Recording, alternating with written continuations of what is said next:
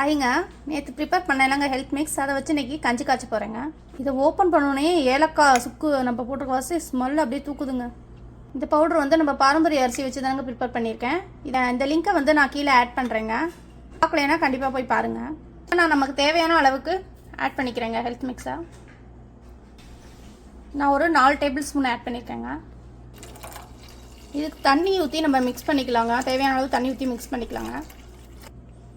இதை நல்லா மிக்ஸ் பண்ணிட்டு அப்புறம் ஸ்டவ்வை ஆன் பண்ணிக்கலாங்க.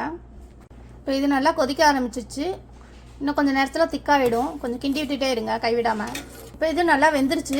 இப்போ நம்ம ஒரு பிஞ்சு இதில் சால்ட்டும் தேவையான அளவு நாட்டு சர்க்கரையும் இதில் ஆட் பண்ணிக்கலாம். இப்போ கடைசியாக இதில் நம்ம காய்ச்சின பால் இல்லை தேங்காய் பால் எது வேணால் ஆட் பண்ணிக்கலாம். கொஞ்சம் ஆட் பண்ணிவிட்டு ஒரு மிக்ஸ் பண்ணிட்டு ஆஃப் பண்ணிட வேண்டியதாங்க. இப்போ இதில் காய்ச்சின பால் ஆட் பண்ணிக்கிறேன். அவ்வளோதாங்க, நம்ம ஹெல்த்தியான ஹெல்த் மிக்ஸ் ரெடி ஆயிடுச்சுங்க. உண்மையாக அதோட டேஸ்ட்டு செம்மையாக இருக்குங்க. நீங்களும் கண்டிப்பாக ட்ரை பண்ணி பாருங்கள். நம்ம நெக்ஸ்ட் வீடியோவில் பார்க்கலாம். பாய்ங்க.